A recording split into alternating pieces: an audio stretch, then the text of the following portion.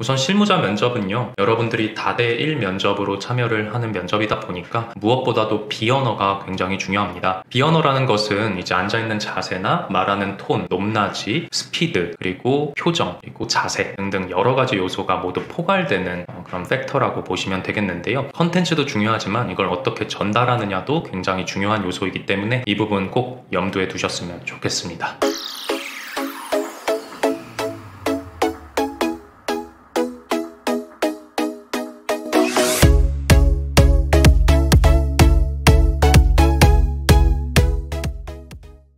안녕하십니까.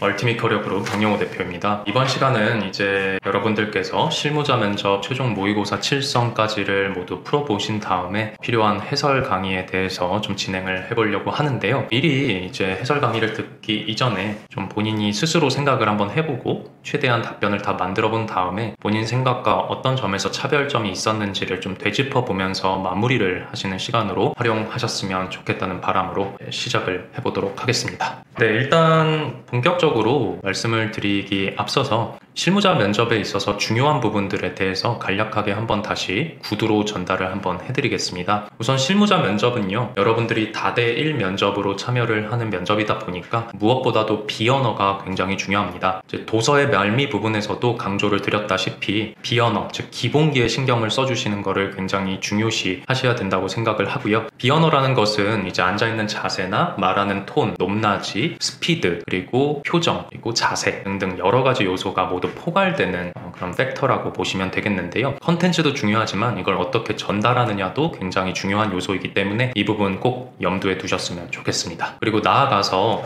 체계적인 발표를 위해서 면접관들에게 발표 순서에 대해서 시그널을 주시는 것이 필요하다고 생각을 하는데요. 가령 해설에는 직접 써놓지는 않았지만 아예 순서를 명시적으로 말씀해 주시고 발표를 시작하셔도 좋습니다. 가령 저는 발표 순서를 상황 요약과 이후에 이제 대처 방안 2가지, 그리고 마지막으로 기대 효과 및 결론으로 진행하겠습니다 라는 식으로 한 문장으로 내가 말할 순서를 전달해 주신 다음에 그 다음에 발표로 들어가시는 것도 좋은 접근이라고 생각합니다. 그리고 이렇게 순서를 말씀하셨다고 하더라도 이제 사람이 쭉 말을 하다 보면은 듣는 사람, 즉 면접관 입장에서는 좀 루즈해지기 나름인데요. 그래서 이런 것들을 방지하기 위해서는 넘어가는 부분, 트랜지션이라고 표현할 수 있겠죠. 이렇게 넘어가는 부분에서는 의도적으로 시그널을 한 번 더 주시는 것을 추천드립니다. 예를 들어서 이제 상황 인식 파트가 끝났다라고 했을 때에는 이제 다음으로는 제가 첫 번째로 생각해본 방안에 대해 말씀드리겠습니다. 첫째로 뭐뭐 해야 한다고 생각합니다. 이런 식으로 다음으로 뭐뭐 얘기를 드리겠습니다. 이런 중간에 필러 월즈라고 하죠. 그런 멘트를 좀 넣어주시는 것이 굉장히 좋지 않나 그렇게 생각합니다. 네, 그래서 간단하게 강조드리고 싶은 부분들 설명을 드렸고요. 이제 본격적으로 해설로 넘어가서 같이 이제 해설집 살펴보면서 좀 중요하게 봐야 되는 점들 압축적으로 같이 보시죠.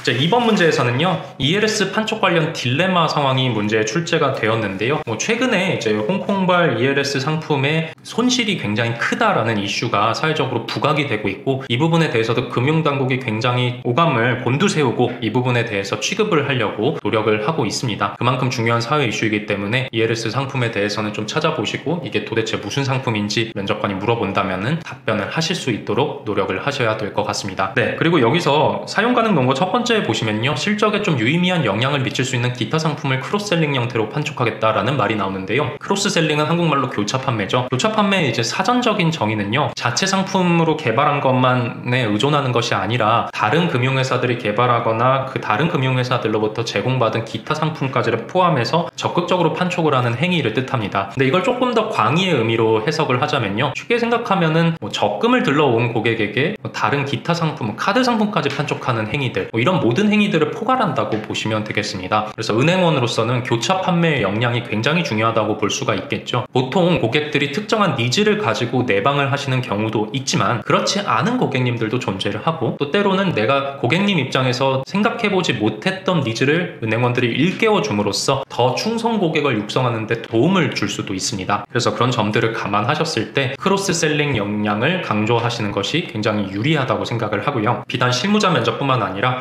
심층 면접에서도 본인의 차별화된 강점이 뭐냐라는 질문을 받았다거나 본인의 어떤 판촉 관련된 경험을 묻는 질문을 받았을 때 크로스셀링과 관련된 경험이 있다면은 충분히 어필해 보실만 하지 않을까 생각합니다. 가령 축제 때 주점 부스 같은 거를 운영할 때 있어서 단일 상품을 찾는 고객님들께 세트 상품을 추천해서 조금 더 객단가를 높이는 데 도움을 주었다는 경험, 이런 사소한 경험들도 교차 판매 유형에 포섭될 수 있기 때문에 충분히 활용이 가능하겠죠. 마찬가지로 커피숍에서 아르바이트를 할 때에도 묶음 상품을 결제하도록 유도를 했다든지 특수한 이벤트가 있을 때 그 이벤트 상품을 구매할 수 있도록 유도를 했다든지, 이런 경험들 모두가 판촉 역량 혹은 크로스셀링 역량을 강조하는데 도움이 될 수 있는 경험들이라고 생각이 듭니다. 일단 넘어가서요, 이제 꼬리 질문도 여기 써있는 것들, 크로스셀링의 정의를 물어본다거나 그런 것들은 다 대비를 잘 해주셔야 될 것 같고요.